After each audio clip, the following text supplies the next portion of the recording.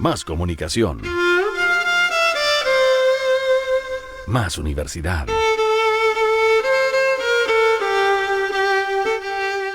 Radio Universidad Austral de Chile. Síganos en redes sociales como Radio UH Valdivia en Instagram y Facebook, @Radio UH en Twitter, y visita toda nuestra programación en www.radiouh.cl.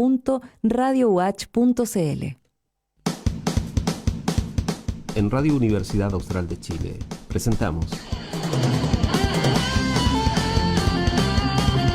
República de los Ríos.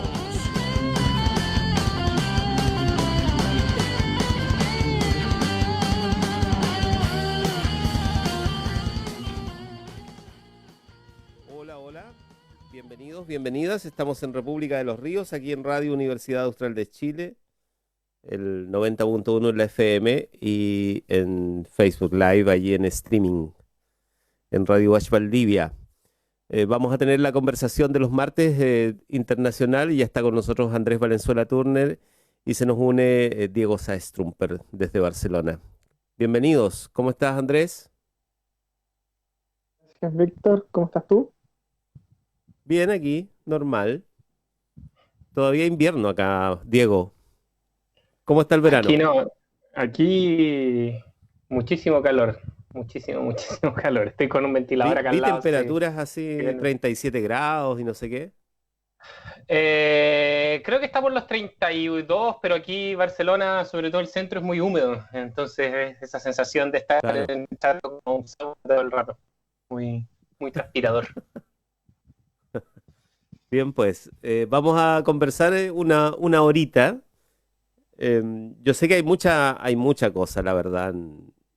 Yo he escuchado entre medio de otras tantas locales, porque también aquí la cosa está bien movida, en Chile, entre comillas, ¿no? Como siempre.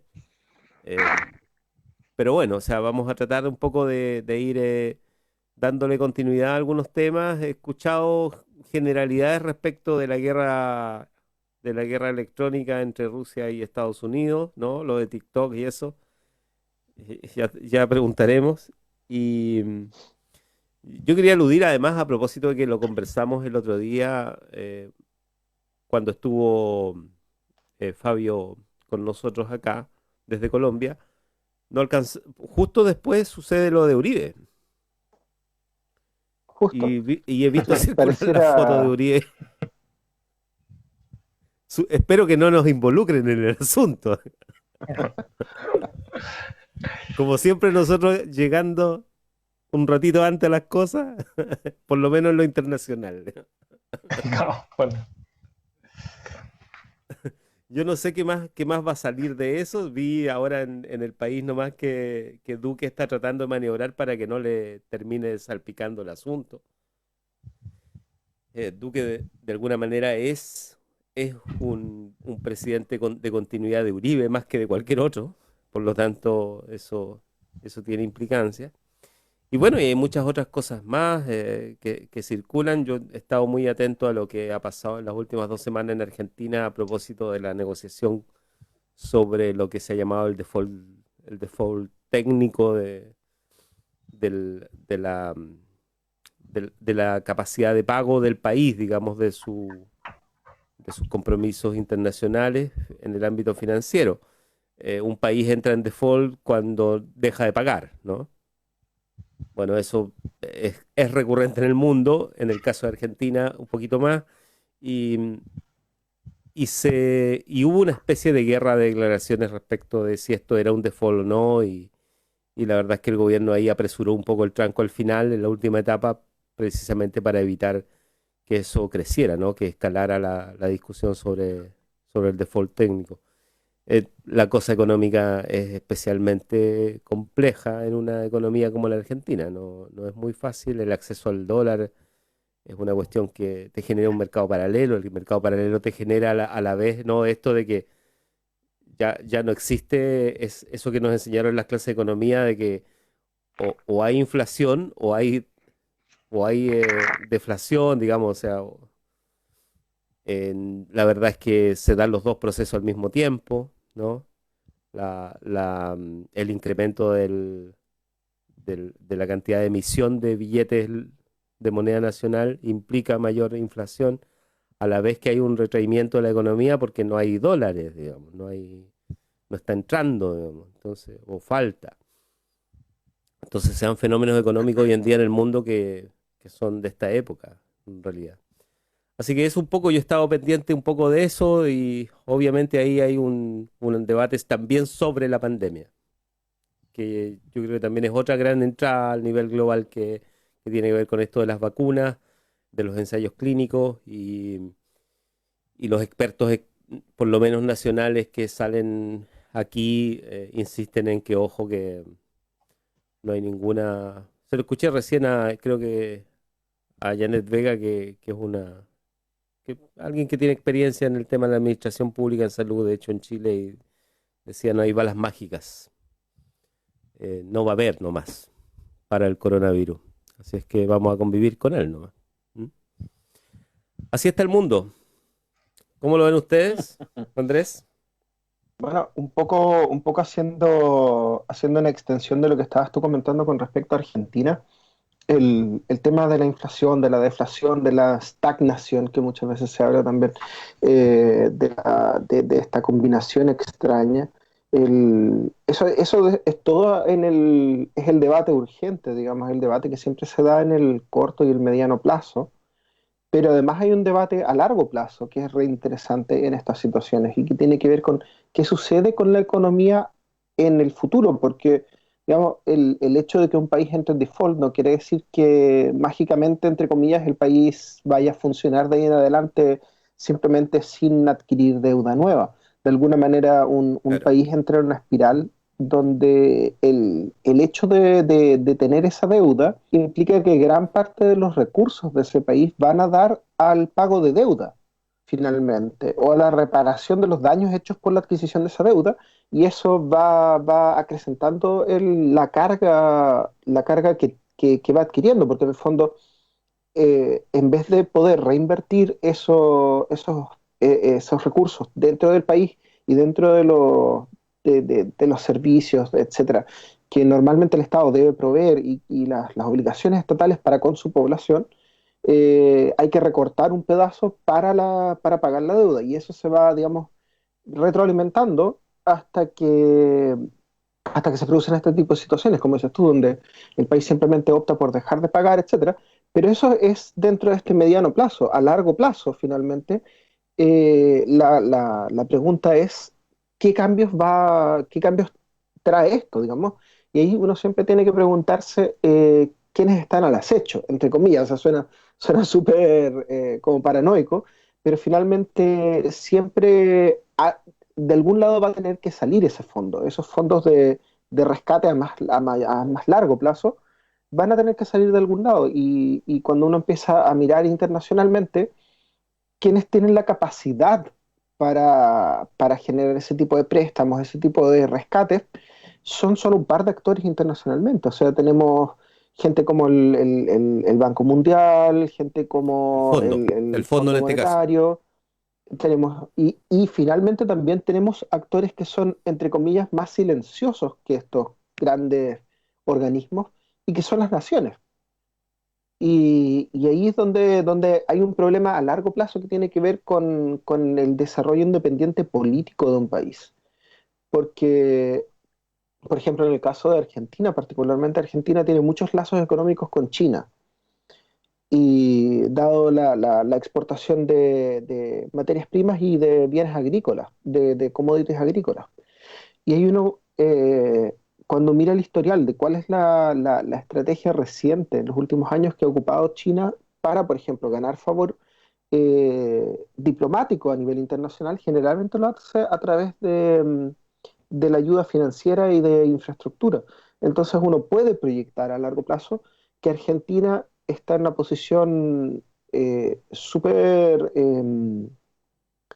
vulnerable de amarrarse, tanto geopolítica, incluso si uno se pone a extremo, pero al menos diplomáticamente, con actores internacionales que buscan favor diplomático porque están constantemente en cuestionamiento. En el caso de China, por ejemplo, uno podría ver un escenario en el cual China ayuda en rescate a largo plazo de Argentina y Argentina se convierta en un país periférico de la esfera china, donde comience, por ejemplo, uno podría ver, por ejemplo, en qué síntomas, en que podría empezar a haber un discurso político que ignore las violaciones a derechos humanos que perpetra China, en que se vote, por ejemplo, alineado en Naciones Unidas en torno a, por ejemplo, el tema del derecho marítimo internacional.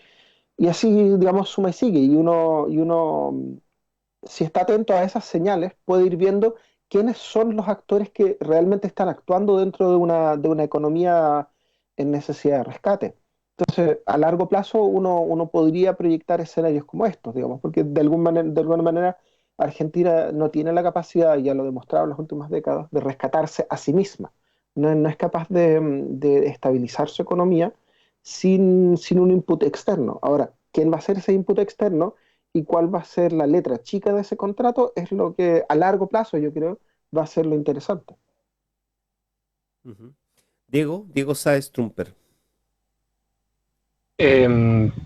Sí, bueno, varias cosas están aquí sobre la mesa. Yo creo que, de hecho, lo engancharía con algo que tú mencionabas al principio, Víctor, que era también la guerra esta de datos con TikTok, y que es un avance de China, ¿no? Es un avance de China en términos de que China por primera vez logra instalar una aplicación que se usa en todo el mundo. Digamos, las capacidades técnicas de China ya están súper mostradas en términos de la capacidad de producir.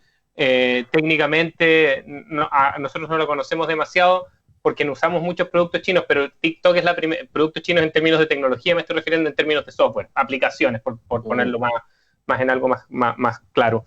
Y TikTok es la primera gran aplicación a nivel mundial que no es norteamericana. Y vemos cómo empieza a cambiar el discurso. Siempre China ha sido mostrado como un país que no respeta las libertades, entre otras cosas, bloqueando sitios como Facebook o sitios como Google. Y sin duda que China no respeta muchísimas libertades. Pero ahora cuando le toca a Estados Unidos que sus ciudadanos instalen una aplicación y sobre todo los más jóvenes, instalan una aplicación que le está dando per se datos al gobierno chino o a digamos, al país, digamos, pero en Estados Unidos pasa lo mismo. O sea, Facebook, Google están bajo una cosa que se llama la Acta Patriótica, que también les obliga a dar todos los datos que sean necesarios si es que es por temas de seguridad nacional. Entonces empieza a cambiar el discurso. Y ahí es cuando uno empieza a ver que hay muchas cosas que no se sostienen. Y lo quería enganchar un poquito con también lo que pasó en Bielorrusia estos días, donde se le hace una serie de críticas a Lukashenko, que sin duda es extraño un presidente que se elige por sexta vez con el 80% de votos. Algo pasa ahí, yo no pondría de ninguna forma las manos al fuego por Lukashenko, y Lukashenko es un personaje bien particular porque yo no sé si el único, pero al menos uno de los muy pocos que sigue desde la época de la Unión Soviética. Él era miembro del Partido Comunista Ruso, él votó en contra de la disolución de la URSS, creo que fue el único diputado en Bielorrusia que votó en contra de la disolución de la URSS, y se mantiene ahí. Entonces él denuncia injerencia extranjera en las elecciones, y que por eso, bueno, metieron preso a uno de los candidatos, que de hecho su mujer es la que sale segunda, que se pone como candidata al no poder presentarse él. Pero claro, eso visto en Bielorrusia, o sea, no es un secreto que desde Polonia, que desde Ucrania, desde República Checa, hay una serie de apoyos a la oposición bielorrusa, pero eso parece completamente inaceptable si es que cuando se habla de la interferencia rusa en Estados Unidos. Entonces estamos muy en los márgenes de cosas que están teniendo, que de discursos supuestamente aceptados universalmente, que dejan de ser sostenibles. O sea, los gringos, si después de que Estados Unidos, si realmente decide bloquear o comprar o de alguna manera evitar que un país como China tenga una aplicación popular dentro de su territorio, ¿con qué discurso, con qué cara, con qué moral puede ir a quejarse de lo que hacen los chinos? Sabemos que lo van a hacer igual y lo han hecho igual todo el tiempo, pero empieza a requebrajarse un poco el discurso, como una serie de cosas que parecían que estaban aceptadas en todos lados. Y al mismo tiempo, y esta es la última cosa que digo al respecto, lo quería enganchar con la discusión de algo que mencionaste tú también sobre la bala de plata, si que existe la bala mágica que va a acabar con el coronavirus, depende de que uno lo escuche. Los rusos acaban de anunciar que están inscribiendo su primera vacuna. Yo he estado tratando de leer un poco, básicamente lo que están haciendo ellos es saltarse la fase 3 o llamar a la fase 3, que es como la prueba masiva, como si ya estuviera inscrita. Pero lo interesante es que esto se da todo en un marco de acusaciones que pasó mucho con Inglaterra y también con Estados Unidos, de un supuesto espionaje industrial que habrían hecho los rusos a los países occidentales para robar información sobre la vacuna. Y esto también destruye un poco todo el discurso de todo, digamos, porque ¿por qué los rusos tienen que robarse información para hacer una vacuna? ¿No se supone que esto es una cosa que está todo el mundo preocupado para detener el avance del coronavirus y que esto nos afecta igual a todos? Y ahora vemos que no, que digamos, lo que hay son un montón de empresas compitiendo, no están colaborando y se acusa a los rusos de robar un secreto industrial. ¿Qué se diría si ese secreto industrial lo tuviera Cuba y Estados Unidos decidiera invadir Cuba para quedarse con esa información? Parecería una cosa completamente, a lo mejor sería presentado de otra forma. Entonces, todo esto de los gringos le llaman framing, digamos, como el encuadre de las noticias, hoy en día cada vez es más difícil de sostener, por lo menos para la gente que quiere estar informada. Y ahí se mete todo el tema de las fake news, digamos. O sea que es todo tan poco creíble que es tan fácil decir una mentira, porque la verdad, la supuesta verdad oficial también se sostiene muy poco. Entonces, estamos yo creo que en un escenario bien complicado en términos de cuáles son las cosas que son aceptables a nivel global, cuáles son los discursos hegemónicos finalmente. Yo creo que ese es como el gran debate que se está produciendo y que no tiene, por supuesto, una salida fácil, y que probablemente la salida del coronavirus va a marcar un rumbo en eso, pero tampoco creo que lo vaya a resolver en el corto plazo. Sí, hay incluso, así está la vorágine noticiosa, y está lleno de, claro, de falsos conflictos y otros que no alcanzamos a ver nomás y que se están dando. En el caso hay otro argumento que es interesante, que es que también ha salido respecto de la vacuna rusa, que no sería segura. Entonces hay un consorcio de empresas farmacéuticas internacionales que han dicho, de laboratorios, que han dicho que no es segura. Si eso se dice respecto de la primera vacuna inscrita, ¿por qué no sería aplicable a las que vienen? ¿No? Entonces uno podría decir cualquier vacuna de aquí en adelante podría, ¿no? Entonces el argumento es peligroso, porque significa que evidentemente aquí hay una guerra de posiciones respecto de dónde controlas tú los mercados para la instalación de esas vacunas, digamos, ¿no?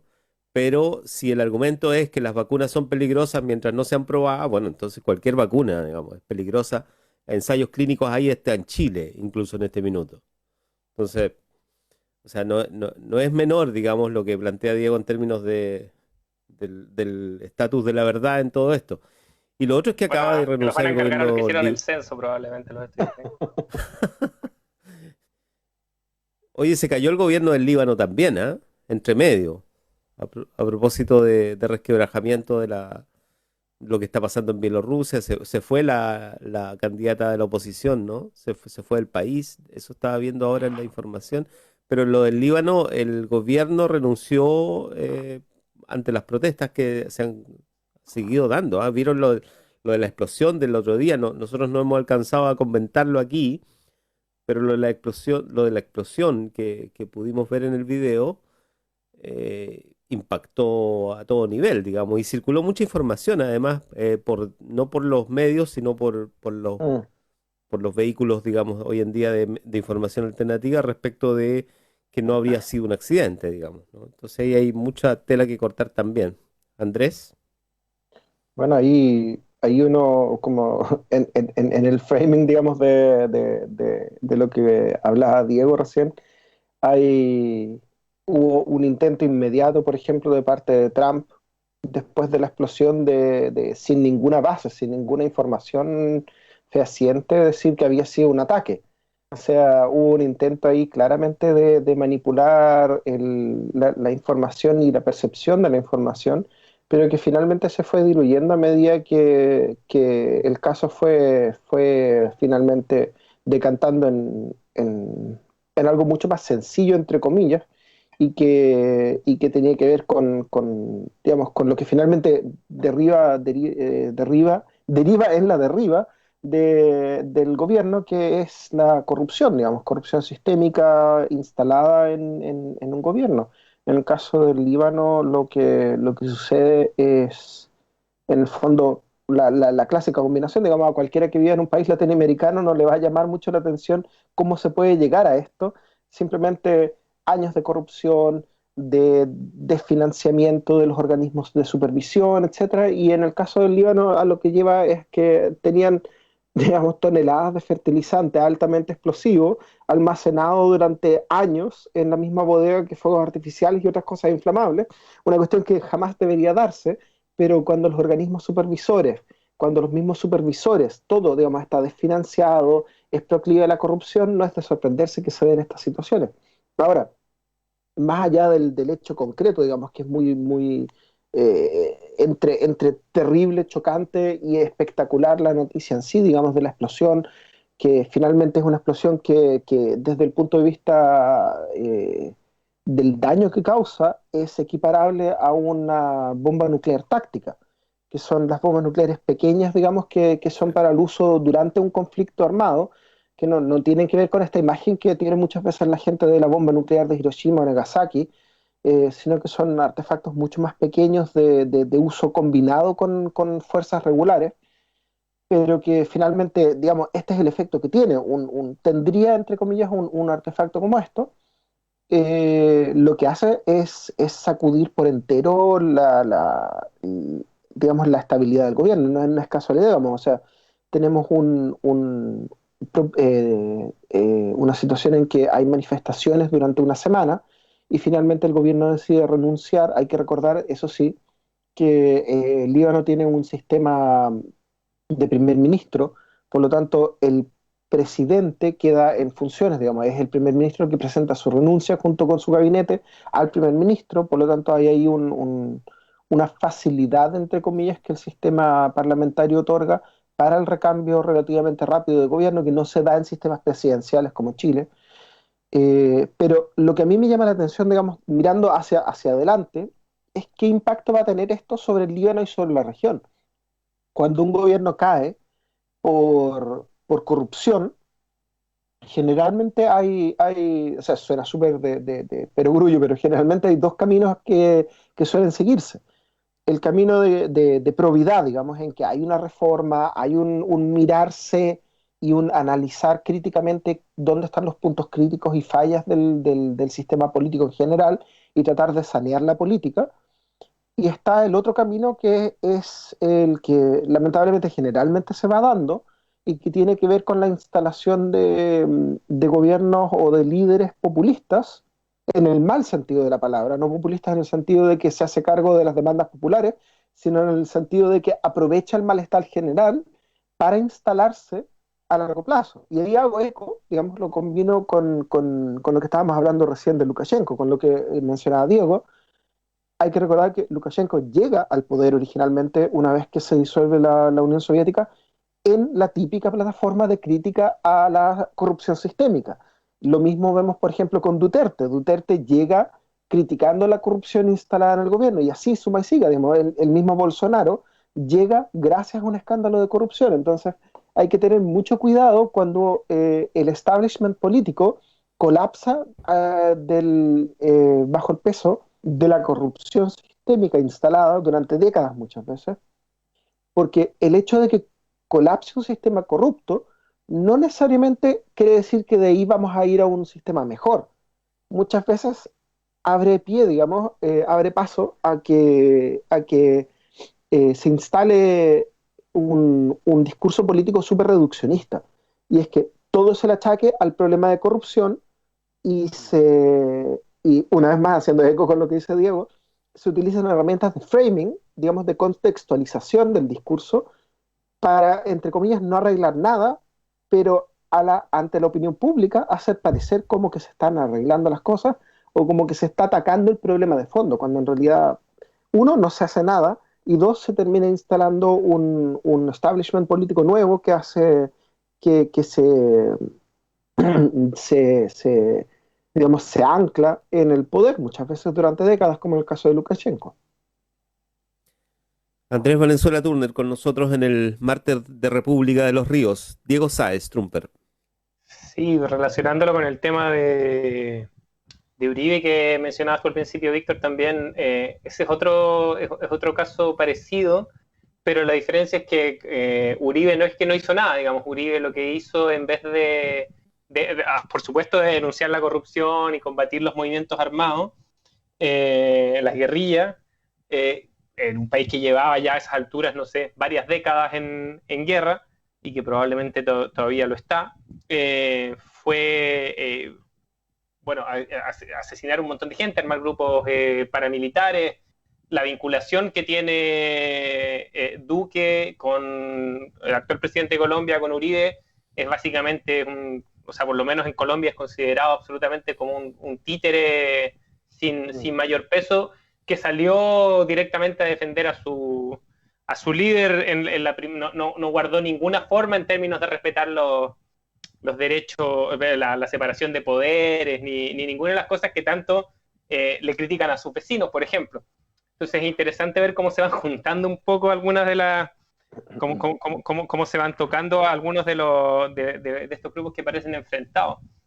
Y es interesante porque han habido otras apuestas en Latinoamérica, y con esto me vuelvo a situar en Latinoamérica, de modelos que sí han apostado a transformaciones más estructurales en términos de la economía y también del modelo político, como fueron los casos de Ecuador y de Bolivia, que no sufrieron tanto, que tuvieron un camino un poco distinto, bastante más institucional, digamos, que el modelo venezolano, que es del cual, digamos, ellos eran considerados también parte como de estos países bolivarianos, y ellos apostaron a una cosa bastante distinta. De hecho, tanto Bolivia como Ecuador yo diría mucho más, digamos, el gobierno de Correa es un gobierno que coqueteaba bastante con digamos, una versión más remozada de los progresismos más tipo concertación chilena que el modelo cubano. O sea, metieron muchos recursos focalizados, pero claro, con un Estado más fuerte y con una posición internacional diferente. Pero ellos apostaron básicamente a la economía, ¿no? De hecho, García Linera, el ex vicepresidente de Bolivia, decía constantemente que lo que había que preocuparse era la economía, digamos, que la política estaba alrededor de esto, a diferencia de lo que han hecho los venezolanos. Y vimos ahora que hace creo que un par de horas en Bolivia se está intentando, bueno, vimos hace varios días que hace meses ya que lo sacaron por la fuerza con un golpe de Estado, y que ahora están tratando de sacar al MAS de las elecciones por secretaría. Estaban ahí buscando cualquier resquicio para poder sacarlo, que fue lo que pasó con Correa en Ecuador hace también un par de semanas. Entonces... y con Lula en Brasil. Y con Lula en Brasil, y que fue la vuelta que encontraron los argentinos, digamos, lo que se considera una jugada de los Kirchner, poniendo a Alberto Fernández al frente del gobierno. Pero a lo que voy es que ese modelo tampoco ha logrado, o sea, tú tienes estas soluciones más, ocupemos el concepto de populista al estilo Lukashenko, al estilo Bolsonaro, al estilo Duterte, podríamos decir también al estilo Chávez, siendo completamente distintos, pero ¿por qué no meterlo dentro del mismo saco en este caso? Y tienes los modelos más apostando a la tecnocracia, que sería el modelo ecuatoriano, por ejemplo, o el mismo modelo boliviano. Y lo que vemos es que cuando en los países pequeños, y esto ya es una discusión mucho más teórica de la posibilidad de la revolución en un solo país o no, vemos que cuando empiezan a jugar ciertos roles en el gran tablero de ajedrez mundial, al poder le importa bastante poco cuál fue el modelo que eligieron, sino que va e impone la medida que tenga que imponer. Hubo un tweet también la semana pasada o dentro de esta semana en que se acusaba a Elon Musk, que es este multimillonario norteamericano, esta gente que siempre nos venden como los Steve Jobs y como todos estos supuestos superhombres que, bueno, en el caso de Elon Musk está reemplazando a Lex Luthor, superhombre. ¿Ah? Claro. Es más Lex Luthor que Superhombre, eso sí. Bueno, Lex claro, Luthor. está mandando naves al espacio, está reemplazando a la NASA. Y él ponía en un tuit que sí vamos a derrocar todos los gobiernos, porque lo culpaban del derrocamiento del gobierno de Bolivia por el litio, ¿no? Porque Elon Musk es, entre otras cosas, también el dueño de Tesla, que Tesla Motors, que es esta fábrica de autos eléctricos, inteligentes y con todas estas características que nos tratan de engrupir actualmente. Y el tipo decía, sí, si lo derrocamos y si tenemos que derrocar a alguien más lo vamos a hacer. Un poco irónico, un poco en serio, pero a lo que voy es que en realidad al final en las grandes piezas en los grandes movimientos de la geopolítica mundial es mucho más, a lo mejor mucho más decisivo lo que piensa Elon Musk que lo que vota un país entero en Bolivia o en Ecuador. Entonces, y enganchándolo con la salida del coronavirus, yo creo, y con lo que decían tanto Andrés como Víctor de Argentina, una cosa que está por verse es si los chinos van a hacer una apuesta a Latinoamérica finalmente con todo esto, si la torpeza de Trump y las circunstancias excepcionales económicas debido a la pandemia van a abrir la puerta para que los chinos hagan una jugada de venir a meterse a Latinoamérica o no. Y si eso pasa, eso puede reconfigurar mucho el escenario sudamericano, tal vez más aún que los resultados de una u otra elección en alguno de los países que hemos mencionado. Mira, qué interesante. O sea, sí, o sea, de hecho yo estaba revisando que claro, que el debate es dónde se ubica la guerra comercial, ¿no? Lo que nosotros llamábamos la guerra comercial, que ya ni siquiera se usa el concepto, porque está tendiendo hacia modalidades muy, muy diversas. De hecho, la pandemia provoca, según los análisis, esto de que se reduce la brecha de disputa entre capacidades distintas, ¿no? De Estados Unidos y China. Nosotros entramos a la pandemia diciendo que Estados Unidos no estaba en repliegue y China no se animaba todavía. Y la verdad es que todo eso ha ido cambiando y como tú dices, ahora lo que no queda claro es si el avance de China va a ser por las vías tradicionales de la inversión, ¿no? Que en el caso de Chile es así, o sea, no, tampoco es que nosotros seamos Silicon Valley para los chinos, digamos. O sea, el creer que esta es una plataforma para China en Latinoamérica, no, este es un lugar de inversión, vienen y colocan recursos, pero en el mundo eso es distinto al parecer. O sea, al parecer la pandemia le ha permitido a China entrar, por ejemplo, en esta disputa tecnológica de una manera un poco más fuerte, digamos, más robusta, y paralelamente porque Estados Unidos vive esto de las elecciones y Trump está en estos días tratando de sacar adelante una política económica nueva, entre comillas, ¿no? Pero que tiene que ver con esto de flexibilizar el proteccionismo que él mismo instaló, porque evidentemente no ha tenido la posibilidad de validar eso como una estrategia. O sea, de todos modos ha tenido serios problemas la economía norteamericana y ahí uno puede buscar índices que se vayan acomodando, pero en términos globales pareciera que este es un momento en que la economía global empieza a mostrar las transformaciones que está viviendo a partir de este momento internacional. O sea, y cada vez que hay un reacomodo en la economía global, caen gobiernos y suben otros. Es inevitable, o sea, y más encima, claro, pasa algo terrible en algún lado, digamos. Más o menos siempre es así, entonces probablemente todavía nos falte ver qué va a pasar con las democracias, con los casos de corrupción, con la violencia, ¿no? Que son fenómenos propios de los cambios globales, digamos, ¿no? O sea, los síntomas que nosotros alcanzamos a diagnosticar son procesos que son más amplios, como siempre hemos dicho acá. Pero bueno, por ahí va la cosa, digamos. Andrés Valenzuela. No, quería recoger un poco lo que mencionaba Diego, que es súper interesante, digamos, esta nueva gobernanza internacional, el sistema de gobernanza internacional que hoy en día muchas veces, como decía Diego, recae más en actores privados la toma de poder o finalmente quiénes son los actores que realmente empujan. Claro, Elon Musk o Monsanto, por ejemplo, tienen mucho más peso muchas veces en la gobernanza real, en qué es lo que se decide y cómo se decide, que muchas veces un mismo país. Y, y yo creo que eso es una característica propia de esta etapa, como de lo que llaman muchas veces el capitalismo tardío, pero al mismo tiempo yo creo que lo que genera como ruido en la ecuación es, y no es por ser repetitivo ni porque tengamos algo particularmente en contra de China, pero es China porque China combina dos factores que son clave.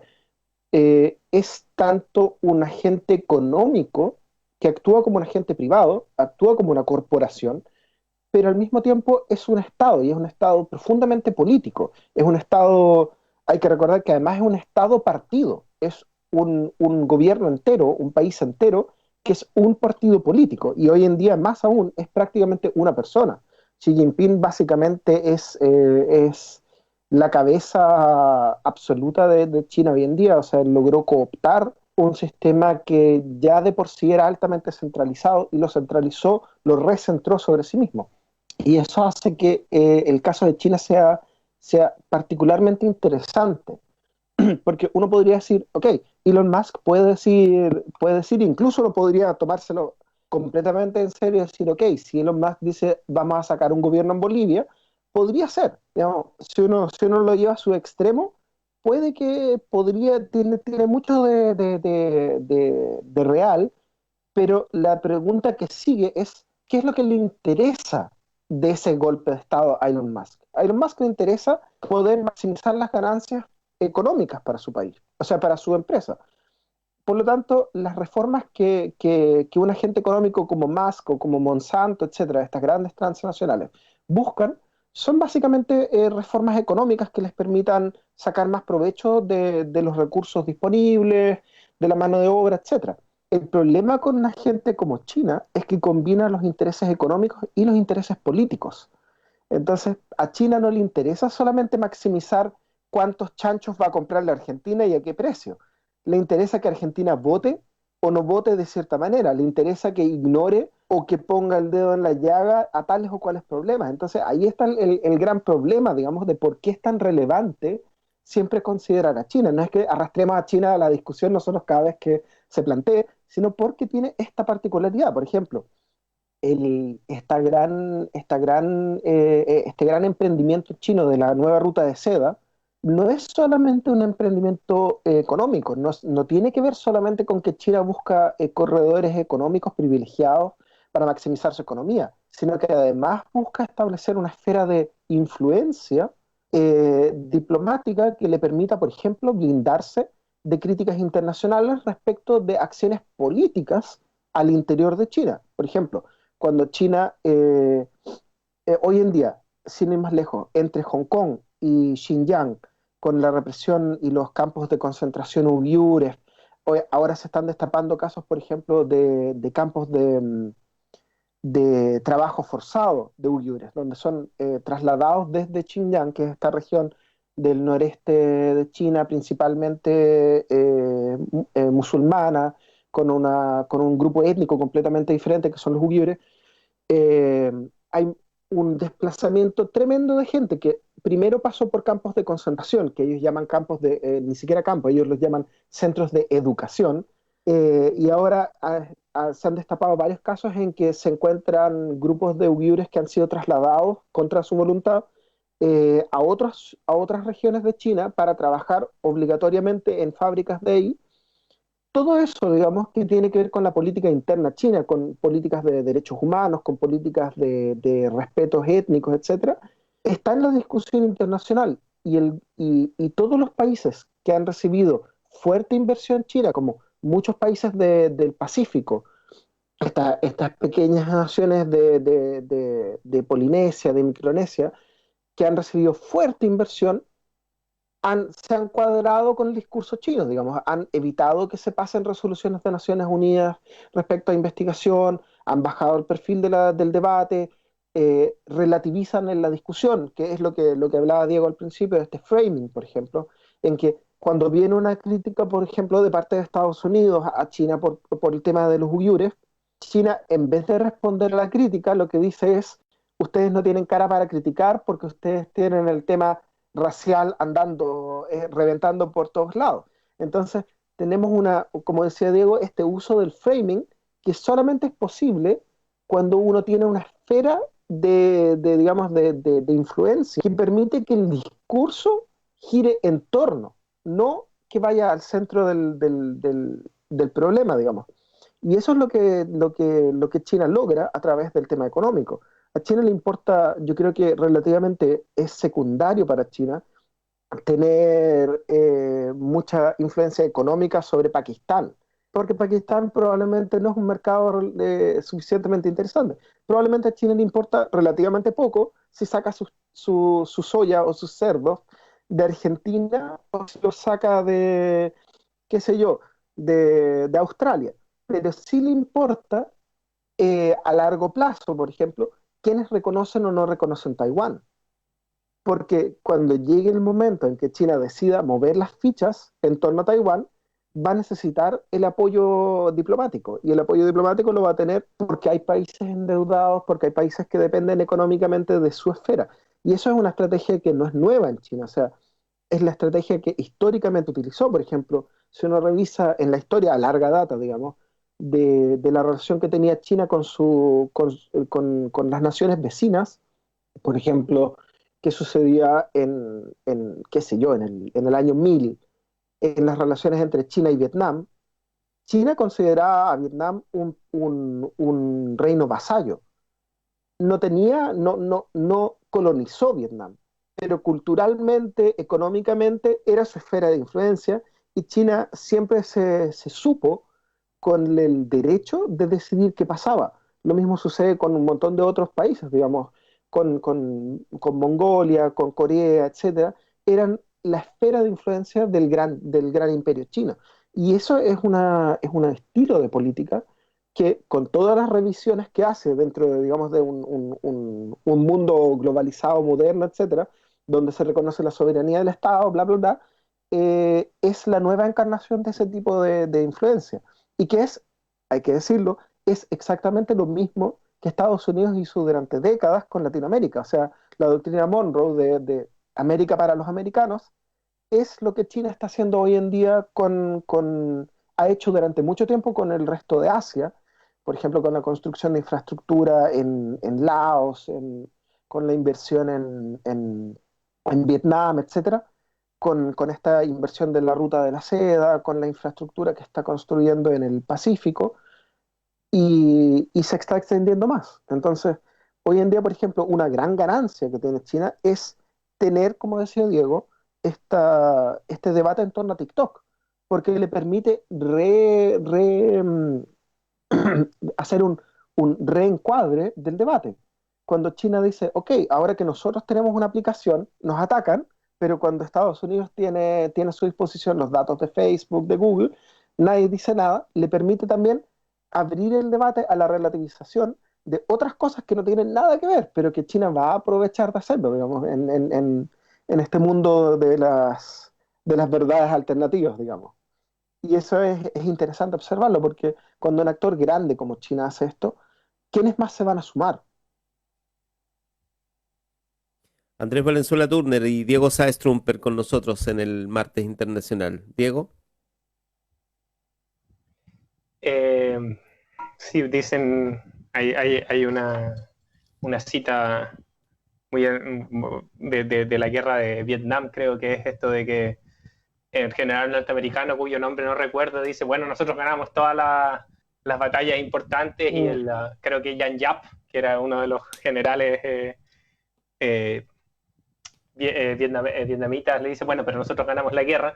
Y siempre se ha hablado de esta mentalidad occidental militar asociada al ajedrez y de la mentalidad militar asiática asociada al Go. El Go es este juego que uno tiene que ir encerrando y conquistando territorio. En cambio, en el ajedrez tú puedes, no sé, con un alfil cruzar todo el tablero. Yo creo que la pregunta ahí, y concuerdo completamente con todo lo que decía Andrés de este modelo chino, es que hasta ahora China no ha querido jugar cartas en Latinoamérica, yo creo que en Latinoamérica no ha querido, no sé si en Europa habrá podido, bueno, Italia entró en la ruta de la seda, pero son unas cartas pequeñas, digamos, que son como yo diría más bien unas sondas que manda China que una intención de establecerse. Sí, en África... Bueno, los Balcanes. En los verdad. Balcanes es, digamos, la cabeza de puerto en ese sentido.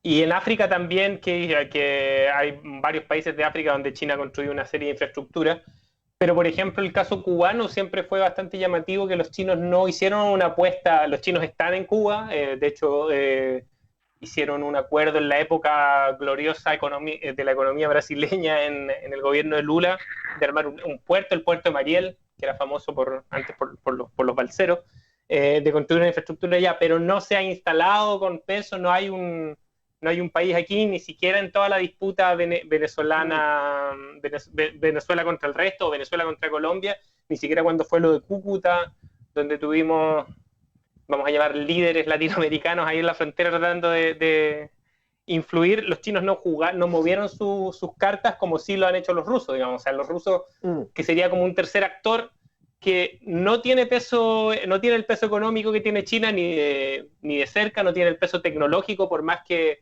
esto que hablábamos de la vacuna, que si la vacuna rusa es creíble o si no es creíble, tiene una capacidad técnica Rusia, pero está bastante distanciada de lo que podrían hacer los chinos o los norteamericanos, pero tiene un poderío militar heredado de la Guerra Fría. Entonces, el otro día veía uno de estos memes, hay un meme que ahora está muy de moda, que es como un perro fuerte y un perro chiquitito, y el perro fuerte era como Estados Unidos contra la Guerra Fría en los 60, y los chinos y el barco, los norteamericanos amenazando a los rusos con sacar sus ojivas nucleares que llevaban a Cuba.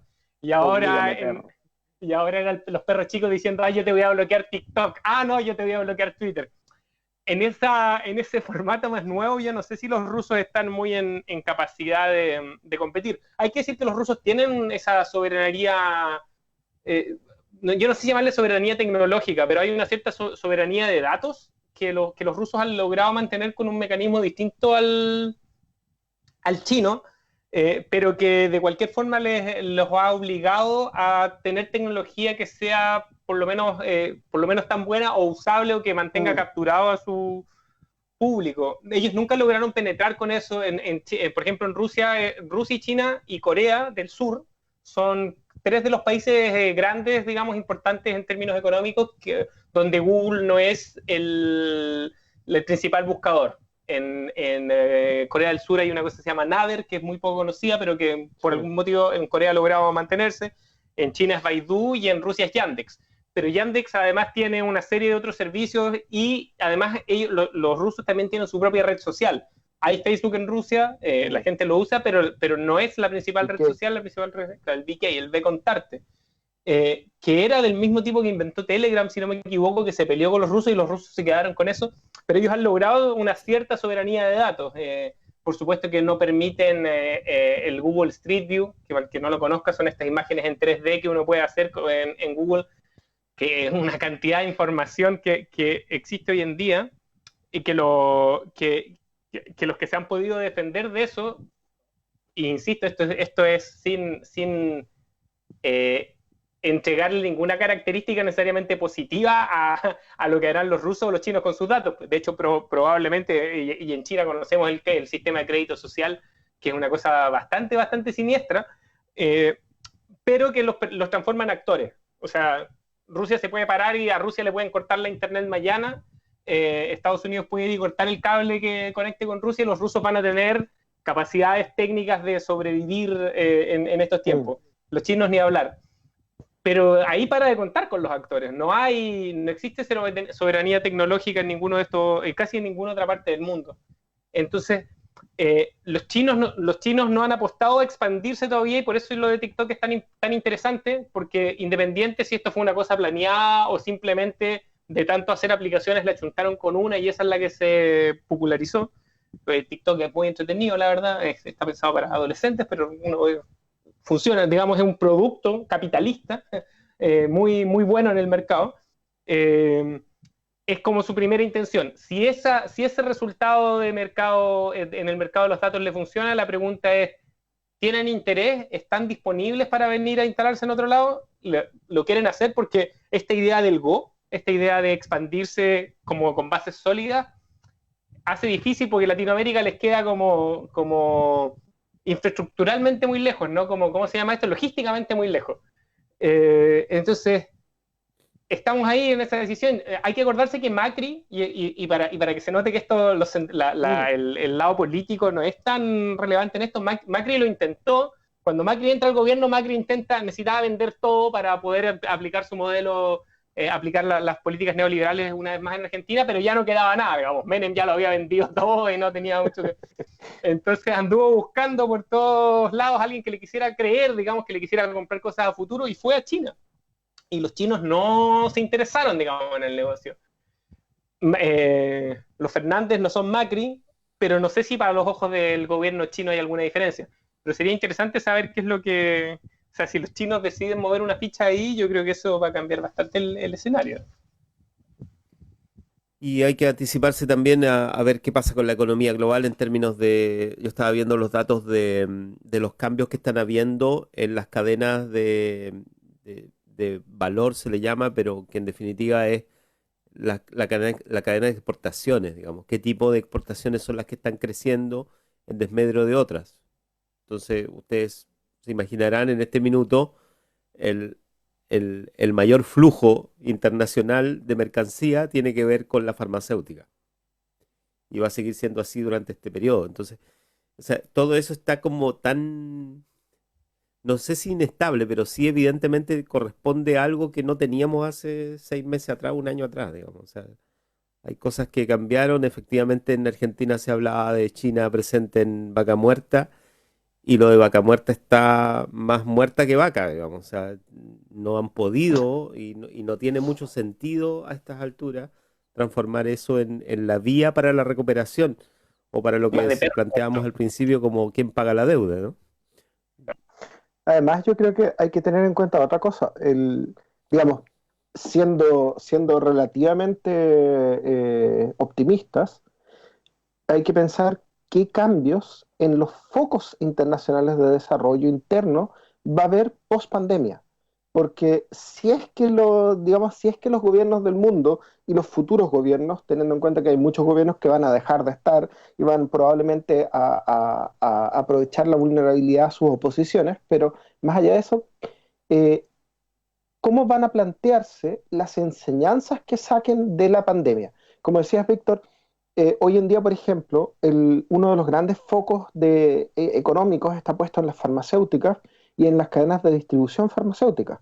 Pero al mismo tiempo, el que haya surgido tan centralmente eso, pone, digamos, el foco en el aspecto de seguridad, digamos. Así como existió en su momento el debate Exacto. de la seguridad alimentaria, la seguridad farmacéutica va a ser un tema de reenfoque económico relevante, ojalá lo sea, post pandemia, digamos. ¿Cuáles van a ser los focos? Y uno de los escenarios posibles sería que haya un cambio de rumbo, digamos, hacia una reautosuficiencia de las economías, donde los países digamos, tomen como legado de esta época de relativo aislamiento o de entorpecimiento de las cadenas de distribución y de movilidad, porque también tiene que ver con el flujo de personas, digamos, el hecho de tener que reenfocarse a qué tan dependiente se puede ser o qué tan dependientes debiésemos ser de los flujos internacionales, porque cuando todos colapsan al mismo tiempo, todos tienen que reenfocarse hacia adentro. Cuando solo colapsa un actor u otro, digamos, hay un desvío del flujo nomás. Pero cuando todos están en la misma situación, es diferente, digamos. Y ese shock, yo creo que hay que estar atento a qué lecciones se sacan de aquí en adelante, digamos. Durante el siglo XX, sobre todo, digamos, la segunda mitad del siglo XX, hubo un gran foco en la interdependencia. sobre todo porque la interdependencia en realidad servía mucho de tapadera para esconder las reformas neoliberales, digamos, porque se hablaba mucho de no, esto es para generar una mayor integración mundial, pero en realidad cuando uno escarbaba un poco la superficie del discurso, que era bueno, digamos, en teoría era bueno, se daba cuenta de que al final se estaba recentrando sobre un par de países y un par de actores nomás, y hacia finales del siglo XX, digamos, entrando ya a los 2000, esto fue decantando en este mundo que tenemos hoy en día, que es un mundo de grandes monopolios, digamos, donde por un lado está Unilever, por otro lado está, qué sé yo, 3M, y finalmente la mayor parte de los actores económicos están en manos de 5 o 6 Claro, grandes conglomerados. Entonces, sí, la pregunta de aquí en adelante va a ser, yo creo, hasta dónde es necesario retroceder ese modelo tan descentralizado y devolverle un cierto grado de autosuficiencia a las unidades territoriales. Porque si no, también es un alto riesgo, digamos, terminar con situaciones que yo creo que el extremo es lo que sucede con países que están bajo embargos y crisis económicas. Lo vemos en el caso de Irán, lo vemos en el caso de Venezuela, donde la industria local, por otras razones, digamos, que no tenían que ver mucho con la integración, pero sí con la facilidad de no hacerse cargo de la producción interna, terminaron siendo incapaces de poder satisfacer los mercados internos de cosas básicas. O sea, en el caso de Venezuela, que es un país con muchos recursos, hoy en día tenemos un caso donde gracias a las sanciones internacionales y la corrupción interna y una serie de otros factores, es incapaz de abastecer, por ejemplo, de alimentos efectivamente, ya sea por producción o por vías de distribución, pero eso, digamos, cuando uno lo lleva al esquema internacional, le pasa hasta cierto modo a todos los países. Hoy en día vemos, por ejemplo, como en Chile, si uno va al supermercado, las legumbres en Chile son importadas de Canadá.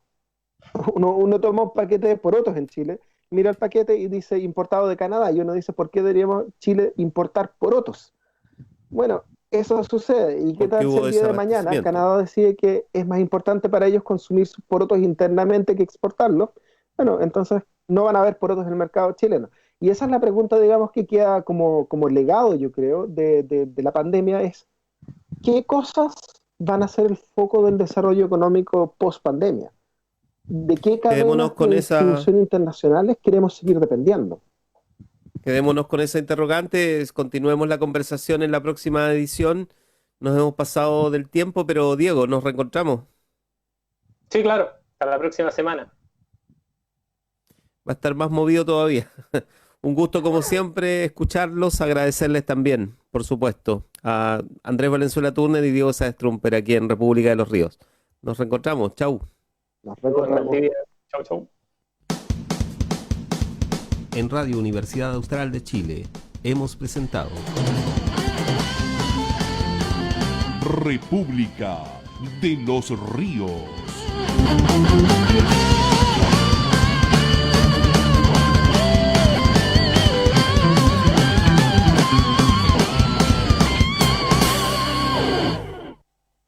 La Universidad Austral de Chile realiza una permanente vinculación con el medio regional, nacional e internacional, cumpliendo la misión de aportar al desarrollo de los territorios en los que está inserta. En Valdivia,